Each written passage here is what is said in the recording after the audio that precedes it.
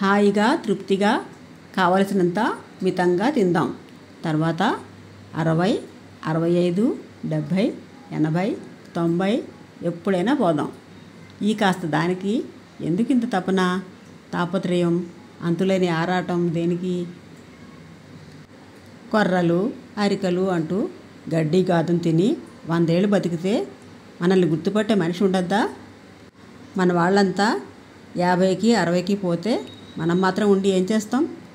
ఎప్పటికప్పుడు అప్డేట్ అయిపోయిన లోకంలో పక్కవాడిని పలకరించే సమయం లేక బిజీ అయిపోయిన మనుషుల మధ్య మన మొహం కూడా తెలియని ముని మనవలు మనవరాళ్ళ మధ్య ఉండి ఏం చేయాలి?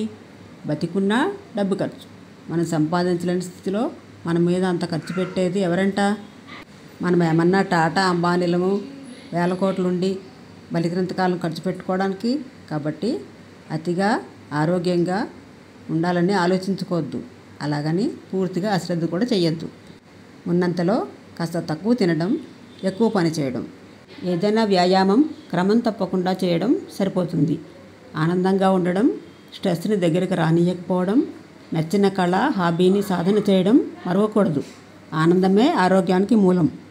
30 రూపాయలు 40 రూపాయల బియ్యం కొనుక్కునే స్తోమత కలిగిన ఇండియాలో 200 రూపాయలు కిలో ఉన్న ధాన్యాలను కొనిపించి తినిపించగల తెలివి డైట్ రూపంలో ఎలా స్కామ్ చేస్తుందో చూడండి. ఒకప్పుడు నీరసంగా రసాలు తాగమనే వంతెన, మన నూనెను తాగమన్న వీరమాచినని, ఇప్పుడు అన్నాన్నే మానేయమంటున్న షేక్. ఎవరి టైం వారిది, ఎవరి సంపాదన వారిది. కానీ మన ఆరోగ్యం మనదే.